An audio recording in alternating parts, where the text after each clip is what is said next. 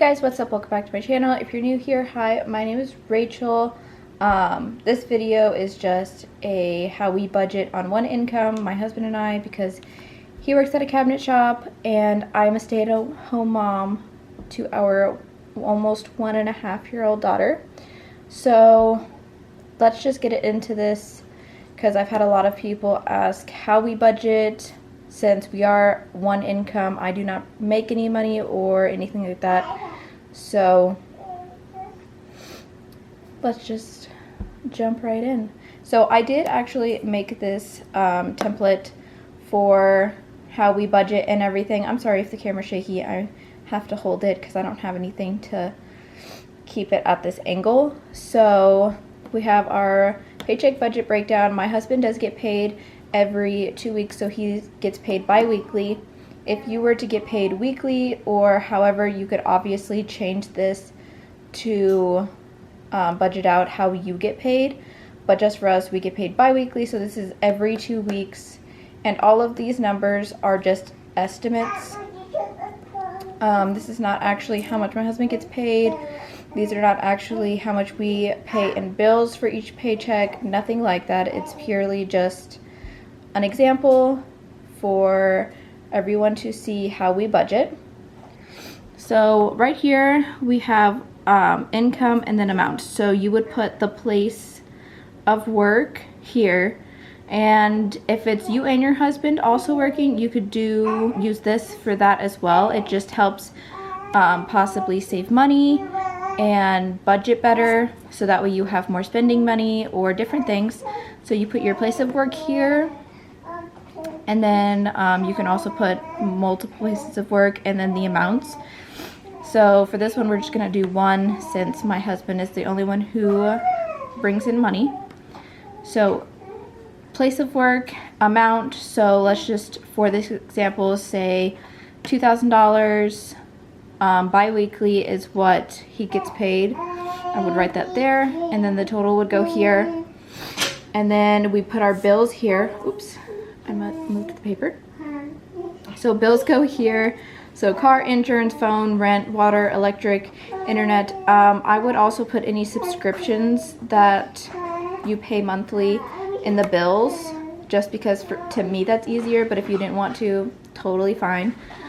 So half of car, half of insurance, half of phone, half of rent. Water I did not do half of. Electric or internet I didn't do half of. Just for this example. So since, like I said, he's bi-weekly pay, that's why we did half. If you got paid weekly, you could always just do 1/4 of the bill, the monthly bill you could take out of each paycheck. I feel like that just makes it easier, and you're not taking like a large sum of money out all at once and being left with a little bit to spend on food and groceries and anything else that you're doing. So this is just what we found that works the best. So you take whatever half or 1/4 or whatever of the bill is, you write it down in this column, and you add it all together. So 180 plus 50 plus 70 plus 500 plus 300 plus 70 plus 50 is $1,220. So then you take the $2,000 that you got from the paycheck, and you would subtract $1,220 from that, and you would be left with $780. So then you would take this $780, and that's what you have for everything else for your budget. Here we have variable expenses, so this is like gas and groceries and anything else that you have that you have to pay for, obviously, every month, because everybody has to buy gas and everybody has to buy groceries every month, and those numbers always do vary. So you would write down what you are budgeting for that paycheck, which basically all comes down to, say for groceries, it basically comes down to what you have at the house, what you plan on making for that time period that you're budgeting for, and what the cost of groceries is in your area. Along with gas, I mean, that really just depends on what the cost of gas is in your area. So you just take whatever you've budgeted for gas, depending on what the gas prices are and how much you drive, how much you typically need to fill up your car. And you put that amount there, and then your groceries, like I said, they vary. Some weeks we spend less, some weeks we spend more. It is just the three of us, but sometimes we will go to somebody's house for dinner or something like that, and so then we need to buy more so that way we can bring things for eating with friends or whatever it is. So you take those two and you add them up, so 200 plus 400 is 600. And then you would take this 780 down here, subtract 600 from it, and you get 180. So that 180 I took and I distributed between 4 different savings. So for example, this one would be like your main savings, your emergency money for anything that could possibly happen that you definitely never want to touch this money, but everybody knows that sometimes stuff happens, whether it be you need a new appliance for your house or anything like that. So you just put whatever amount you want in there. I did 150 just for this to be a zero-based budget, and then I did 3 more savings. So this could be, say you want to go on a vacation some point in the year, you could just put vacay down and then write however much you want to take from that paycheck to put in there. So you could totally just do one savings and then take all of this, so that's $30, and just put it into the one if there's nothing else you want to save for. But just for the sake of the video, I did 3. So say this one is a vacation that you want to take, so put $10 in there to save up, and you would do that from every paycheck that you can until that vacation came up. And then savings, let's say it was your birthday this year, you and your friends plan to go out and have some fun, maybe go to dinner and stuff, maybe go shopping afterwards, just kind of have some fun. Put whatever amount you want in that one to save up, so that way you don't have to spend that money all at one time from the paycheck that you get right before your birthday. This one, we can say this one would be for gifting. So say you want to buy people things for, I don't know, their birthdays or whatever you have. So if you want to gift people stuff, and instead of just spending whatever money that you have from that time period, whenever you want to get them something, you have a special savings just for that.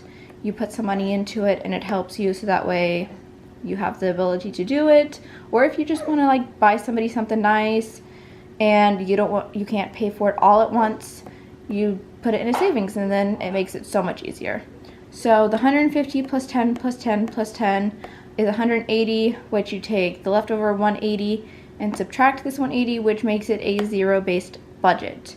So my husband and I don't always do a zero-based budget. We usually like to have a little bit of a cushion, but just for the sake of this video, I did a zero-based budget.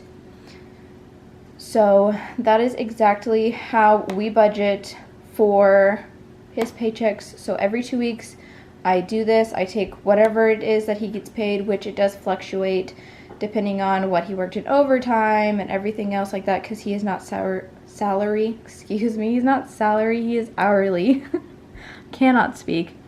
So I always do it, he gets paid on Fridays, so whatever Friday he gets paid, I go in and I put the amount down that he got paid, and then I put in what we're taking out for the bills and everything. I get the total. The leftover, I put what we need for gas and groceries in next, and then do that, and then I do the savings after. The savings is always the last thing. It always goes bills and then variables, and then if there's money left, and depending on how much money there is, then it gets distributed between savings.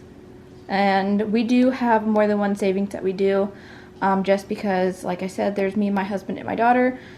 So we do savings for each one of us, just in case, like we wanted to spend something, like whenever my daughter gets a little bit older. We even do it for her now. If she wants to get like a special toy or something that she really, really wants, we'll just put the money back. If it's a big toy, we'll put the money back, and then once we have saved up enough, we'll go to the store and we will buy her whatever toy it is that she really wants. And the same for us. I use it on clothes and maybe decorations that I want for the house. And my husband, his is usually spent on fishing stuff or hunting stuff. So just recently he bought himself a new knife for hunting and fishing. And he plans on spending all of the other money that he saves up throughout the year on his fishing stuff. So yeah, that's how we budget.